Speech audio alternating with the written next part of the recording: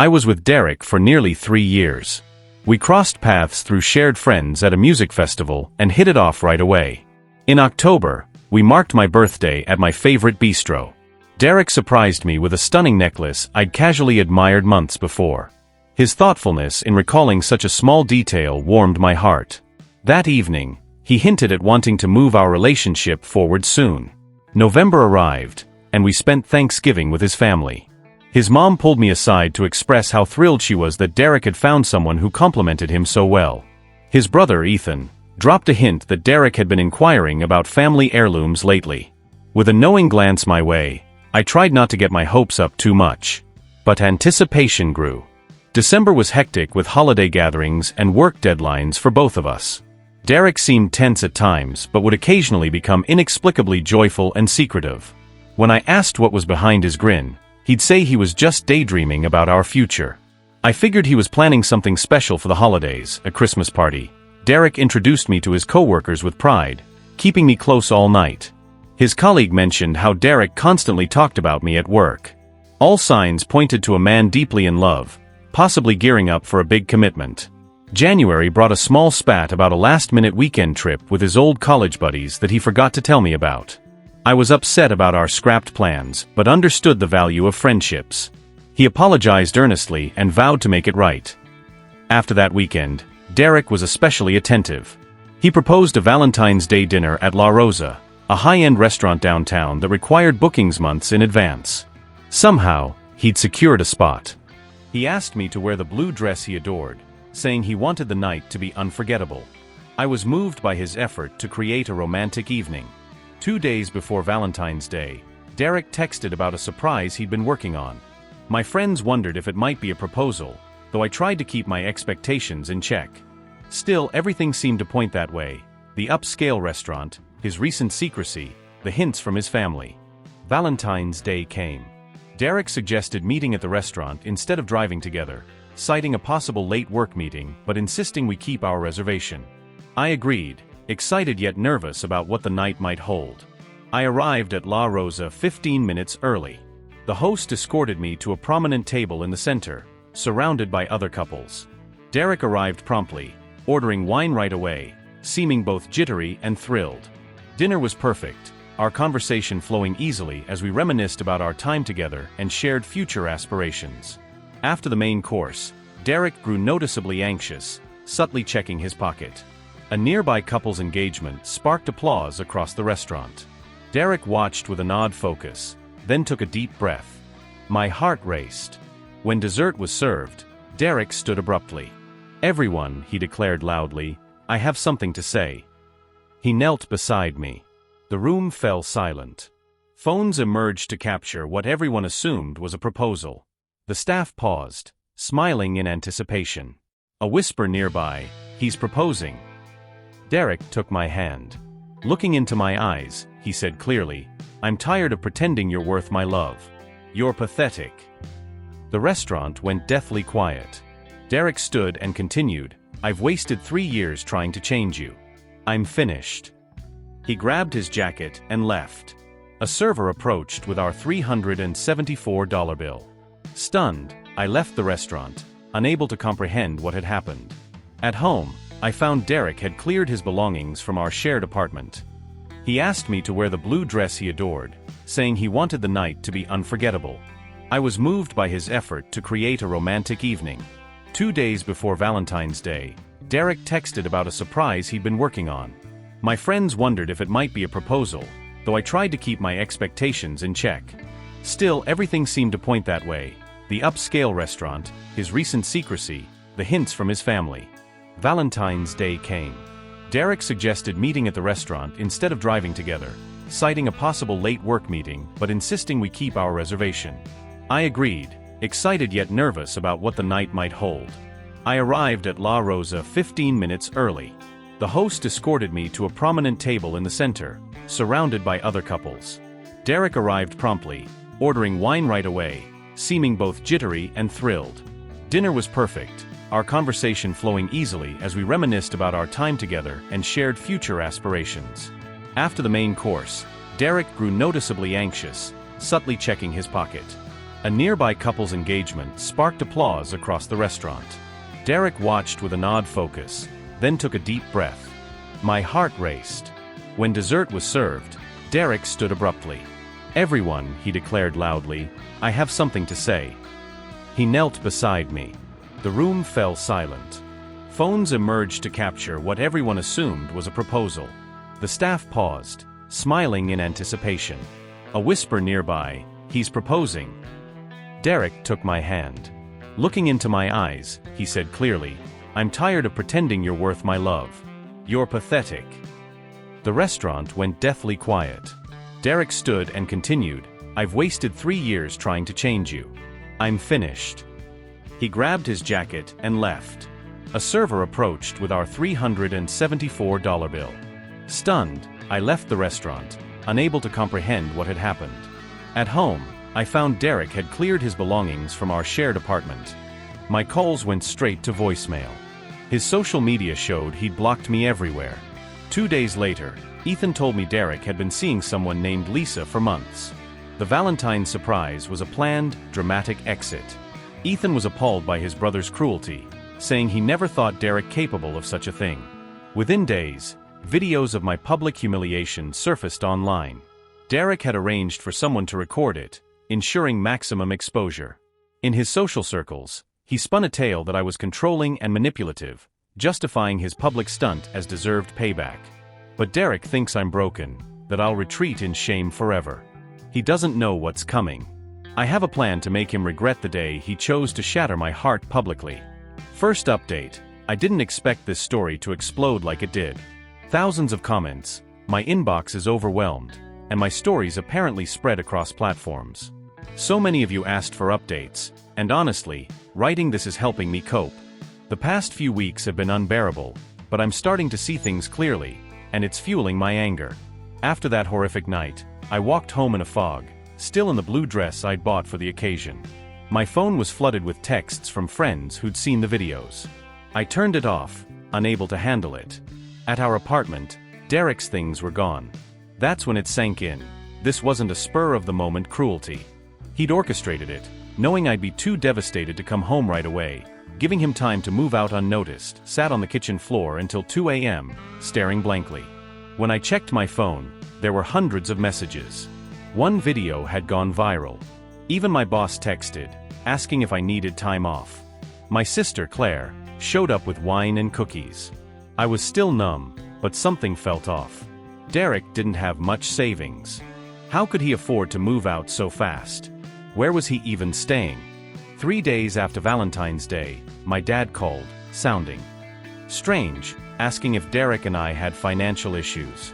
Apparently, Derek had withdrawn $6,000 from the business account for the small bakery my parents helped him launch last year.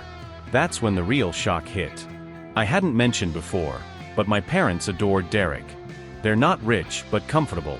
When Derek wanted to start his bakery 2 years ago, they invested heavily, seeing him as their future son-in-law. They covered the lease deposit, equipment, and initial stock. They even paid for a consultant to help him succeed. Dad thought the withdrawal was for an engagement ring or a trip. But after what happened, he was worried. I had to tell him everything. The silence on the phone was heavy. Then Dad said quietly, "We're coming over. Now." My parents arrived within the hour. I'd never seen Dad so furious. Mom was heartbroken. We sat at my kitchen table as I showed them the viral videos. Mom kept saying she couldn't believe it. They'd had dinner with us 2 weeks earlier, and Derek had asked Dad for advice about our future. Then Mom dropped a bombshell. They hadn't just funded the bakery. They'd been paying Derek's student loans for a year. They covered the down payment on his SUV. They even paid for his parents' flights last Christmas because he said they couldn't afford it. All because they saw him as family. Dad started checking bank statements. The deeper he dug, the worse it got. Large withdrawals Derek had called business expenses or stock purchases. A second business credit card we didn't know about. Mystery payments to unknown accounts. Mom was in tears, not just over the money but the betrayal. She said, "He ate at our table every Sunday. He called me Mom. How could he?" I was reeling. Derek hadn't just betrayed and humiliated me, he'd been defrauding my family for years, exploiting their trust to fund who knows. That night, Ethan called again. He sounded uneasy, like he was holding something back. I put him on speaker for my parents. Ethan revealed. Derek had been with Lisa for nearly a year, not just months. Worse, Derek had been taking her on lavish trips, buying her gifts, and even made a down payment on a condo they now shared. Mom interrupted. What condo? Where?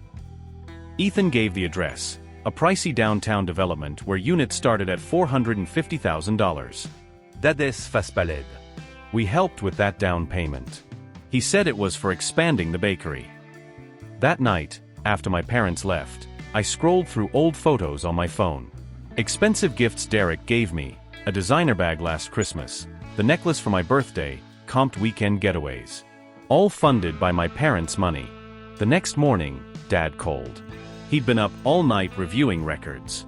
Derek had siphoned at least $80,000 from the bakery and loans my parents gave him. Dad had contacted his attorney, but legal action would take time and wouldn't address the public humiliation or emotional toll. That's when I decided, if Derek wanted to play dirty, I could play dirtier. I caldetan. He was still guilty about his brother's actions and eager to help. I asked if Derek and Lisa were happy in their new condo. Ethan hesitated, then said Derek was stressed about finances lately. The down payment had drained him, and the mortgage was steep. Intriguing. I also learned Derek hadn't told Lisa where the money came from. She thought he was a financial genius who'd saved wisely. She didn't know my parents had bankrolled their entire relationship. Dad's lawyer urged caution. We couldn't just seize the bakery.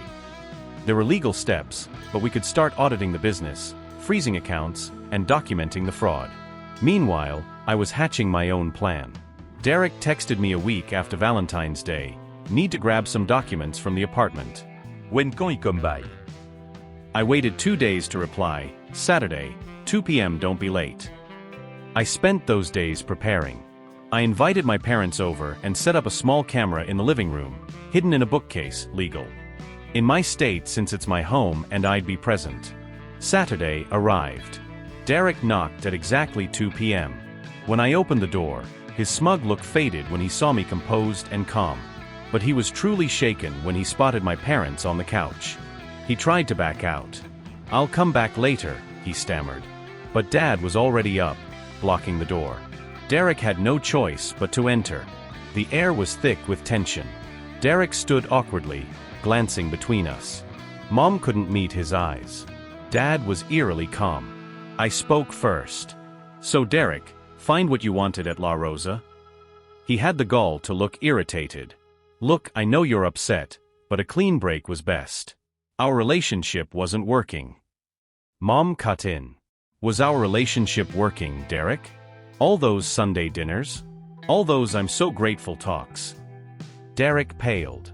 He glanced at Dad, who stared back, unreadable. Derek tried to pivot. I appreciate all you've done, but things with your daughter just. Dad cut him off quietly. We know about the money, Derek. Derek's panic was palpable. He babbled about business costs, how he could explain it all, how he'd pay it back. Dad reste d'ahonde. We have the receipts, son. The trips. The gifts. The inventory purchases. And we know about Lisa. Derek switched gears, eyes glistening with crocodile tears. He claimed Lisa was a mistake, that he'd been overwhelmed by the business and our relationship. I laughed. That's not what your Instagram says. Finally free with my soulmate. Posted the day after you humiliated me. Derek looked cornered, caught in his web of lies. He asked what we wanted. Dad laid it out, every cent back with interest, a signed confession of fraud, the bakery keys, and a public apology for what he did to me.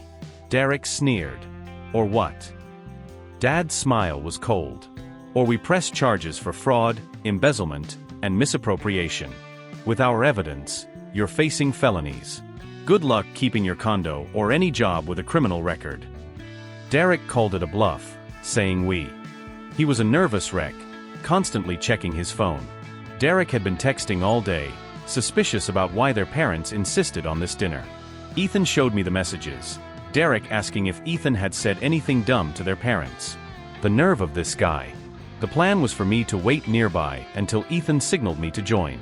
My parents were on standby, ready if needed. Dad had prepared a folder with all the evidence of Derek's fraud, with copies for everyone, including Lisa. Ethan and I arrived at his parents' house 30 minutes before Derek and Lisa. His mom hugged me tightly, apologizing repeatedly, saying she'd raised him better.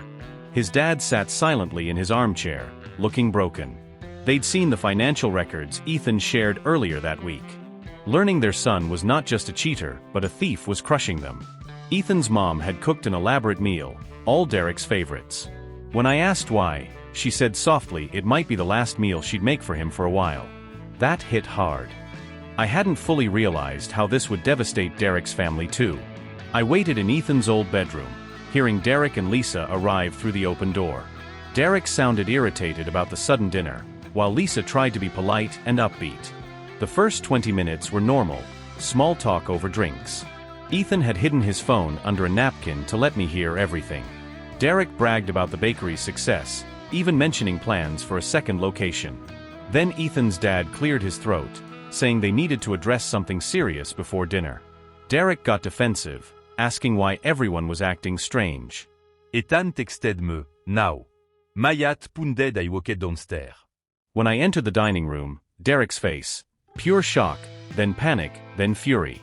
Lisa looked puzzled, glancing between us. She asked Derek who I was, though I'm sure she knew. Derek stood, knocking over his glass. "What the hell is she doing here?" he demanded. Ethan stood too, telling Derek to sit and listen. Derek refused, yelling at his parents that this was an ambush, accusing them of choosing me over him. His mom started crying.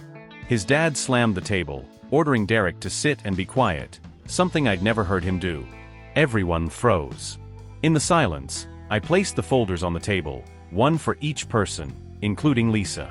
Calmly, I explained the contents, records of every dollar Derek stole from my parents over 3 years, the bakery investment, loans, his car, his student loans, the condo down payment. Lisa's face showed growing horror as she read. Derek tried to snatch her folder, but she pulled back, keeping it. Derek went into damage control, claiming I was lying, that I was a bitter ex trying to ruin him, that my parents had gifted the money with no repayment expected. Ethan played the recording from my apartment, where Derek had admitted to the fraud and tried to justify it. Derek's face drained of color. Lisa finally spoke, asking if he'd really used my parents' money for her gifts, their trips, their condo. Derek said he'd pay it back, that it wasn't a big deal, that all businesses use investor funds. Lisa's eyes welled up. She turned to me, asking if I'd known about her. I told her I only found out after Valentine's Day, that I had no clue Derek was cheating, let alone stealing. She removed a sapphire necklace, Derek's Christmas gift to her, and set it on the table. It was identical to the one he gave me for my birthday. Apparently, he couldn't even be original with his stolen gifts. Derek grew desperate, saying he'd been under pressure, that he deserved nice things after all he'd done for my family. His mom asked what exactly he'd done. Derek had no answer. Then Lisa dropped a bombshell. Derek had told her I was his obsessive ex who wouldn't let go, that my parents were controlling him with their money, that he'd had to publicly dump me because I threatened self-harm if he left. I laughed, asking if that squared with the Valentine's Day video she'd surely seen. Lisa admitted it seemed off, but Derek convinced her it was edited, that I'd been yelling at him before he stood up for himself. Realizing she'd been lied to, Lisa looked shattered. Derek made a final plea, saying he and Lisa were in love, that he'd made mistakes but could pay back the money eventually, even suggesting my parents invest in his and Lisa's future projects. Lisa stood, saying she needed air, and walked out. Derek tried to follow, but his dad blocked him, saying they weren't done. I repeated our terms, full repayment with interest, a signed confession, the bakery keys, and a public apology for Valentine's Day. Derek laughed, saying I'd never get a cent, that my parents were foolish for giving money to a non-family member. Then he looked at me and said, "At least Lisa's not worthless like you. At least she's someone." Realizing she'd been lied to, Lisa looked shattered. Derek made a final plea, saying he and Lisa were in love, that he'd made mistakes but could pay back the money eventually, even suggesting my parents invest in his and Lisa's future projects. Lisa stood, saying she needed air, and walked out. Derek tried to follow, but his dad blocked him, saying they weren't done. I repeated our terms, full repayment with interest, a signed confession, the bakery keys, and a public apology for Valentine's Day. Derek laughed, saying I'd never get a cent, that my parents were foolish for giving money to a non-family member. Then he looked at me and said, "At least Lisa's not worthless like you. At least she's someone." His mom gasped. His dad stepped forward, but Ethan held him back. I let the words slide off me. They couldn't hurt anymore after the public humiliation. I smiled and told Derek his time was up. Our lawyer had filed charges that morning. The police would contact him soon. The bakery accounts were frozen. With a fraud charge, good luck getting loans or a mortgage. Derek exploded, calling me every vile name, saying I'd ruined his life. His parents tried to calm him, but he was unhinged. Then Lisa returned. She'd been listening outside. She walked up and slapped Derek hard, saying she was done, that he had to leave the condo by morning, that she'd contact her lawyer to remove his name from the deed since he hadn't paid for it. Derek turned on her, calling her ungrateful, saying everything was for her. Lisa laughed bitterly, asking if humiliating me was for her too, since she'd never wanted to be with someone so cruel. Derek stormed out, shoving past us. The silence was sévi. Lisa sat, head in her hands, asking how she could have been so blind. Ethan poured everyone drinks. Lisa and I talked for hours, piecing together Derek's lies, the overlapping timelines, the red flags we'd missed. She thought I was a crazy ex Derek needed to escape. He'd shown her fake texts, spun stories, gaslit her completely. By the end, we weren't friends, but we respected each other. She vowed to cooperate with the legal case and had already texted Tara to explore removing Derek's name from the condo. The next morning, my parents came over. They'd been anxiously awaiting updates. As we discussed next steps, my phone blew up. Derek had gone on a social media tirade on Instagram, Facebook, and X, claiming I was extorting him, that my family was threatening him, that I couldn't handle his new happiness. He posted fake screenshots of me begging him to return. But people weren't buying it. Comments questioned the timing. Why claim extortion weeks after the viral video? Then Lisa commented on every post, exposing Derek's lies, the stolen money, and his attempt to dodge consequences. She wrote, "The man I thought I knew is a lie. To the woman he humiliated on Valentine's Day, I believe you. I'm sorry." Derek deleted everything within hours, but screenshots spread. Monday, Derek was served legal papers at his parents' house, where he'd been staying since Lisa kicked him out. By afternoon, he was flooding my phone with texts, anger, threats, insults, then offers to pay some money if we dropped charges, promises of an apology if we gave him the bakery back. By midnight, desperation, I'm sleeping in my car. My parents want to talk to me. Lisa changed the locks. Et elle do anything. I didn't mean to hurt you. I didn't reply, forwarding everything to our lawyer. Tuesday, Dad, the lawyer, and I went to the bakery. An emergency court order gave us access pending the fraud investigation. We changed the locks, updated security, and started an inventory. The staff were confused, but Dad explained that Derek was out due to financial misconduct. Most weren't shocked. A barista, Jake, fist-bumped me, saying Derek had been stealing tips for months. They'd suspected, but had no proof. That night, Derek showed up after closing, drunk, banging on the glass, demanding entry. Jake called the police while Dad and I recorded. Derek screamed that we'd stolen his business, ruined his life. When police arrived, he claimed he was the owner being locked out. They asked for proof. He had none, as the bakery was in my parents' names. They escorted him away for trespassing and public intoxication. Yesterday, I got a 10-page tear-stained letter from Derek, full of apologies, saying he'd hit rock bottom, that Valentine's Day was his biggest mistake. I read it once and burned it in my sink. I'm not the woman I was 6 weeks ago. That woman died at La Rosa when Derek knelt and chose cruelty over decency. The woman I am now wants justice, not apologies. And I'm getting it. I'll update when there's more.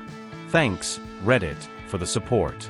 To anyone in a similar situation, it gets better, not easier but better.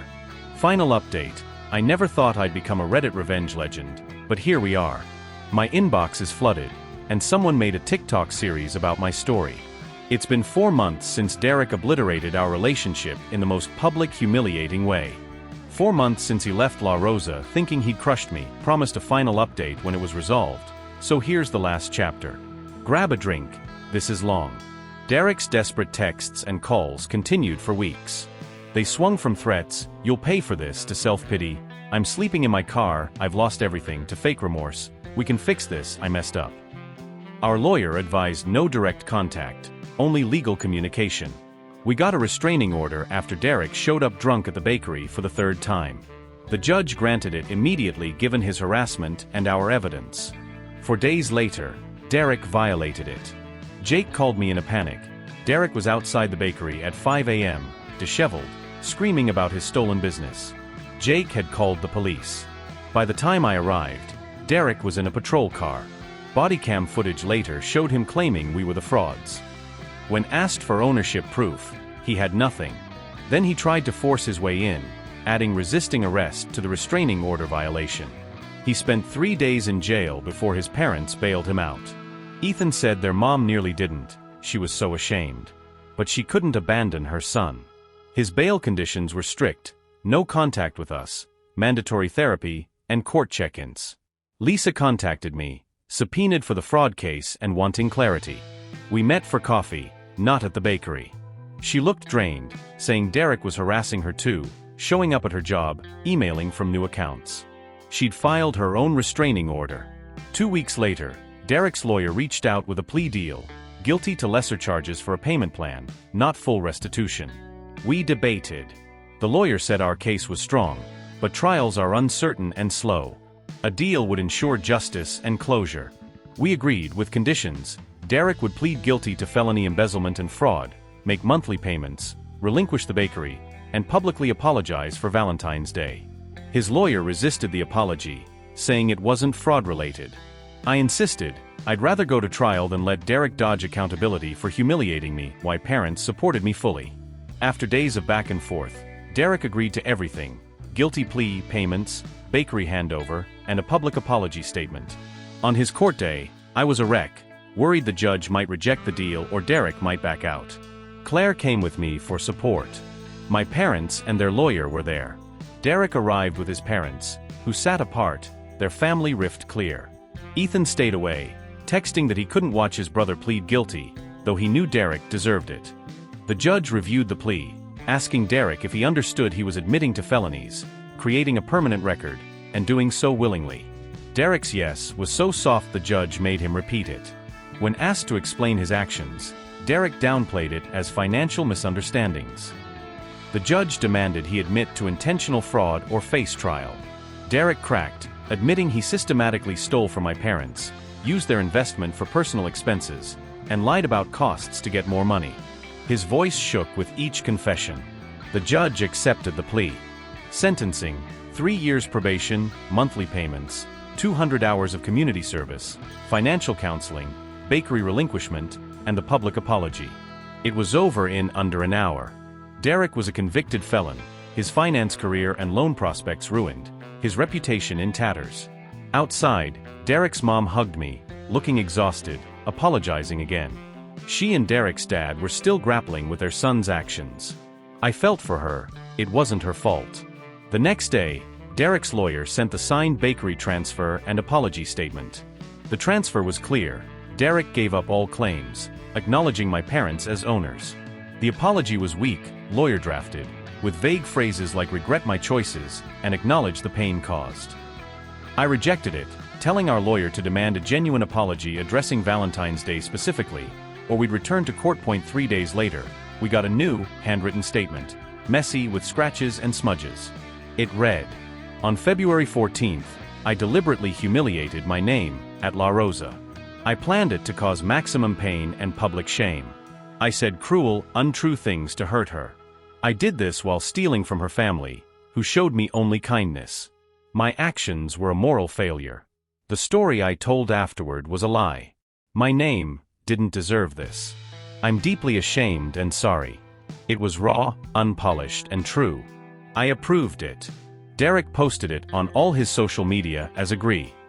Derek's conviction is permanent, his reputation destroyed. His actions have shaped his future in ways he never foresaw when he knelt at La Rosa. Thanks for the support, Reddit. Your message carrier me through the darkest times.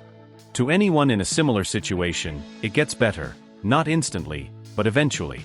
Iran into etan yesterday. We've kept in touch loosely. He said Derek's been texting him, asking about me, if I'm dating, if I mention him. Ethan says Derek thinks I'll forgive him someday, that we might reconcile once he's paid his dues. I laughed so hard I nearly spilled my coffee. If this story touched you, please like, share, and subscribe for more heartfelt tales. Your support means everything.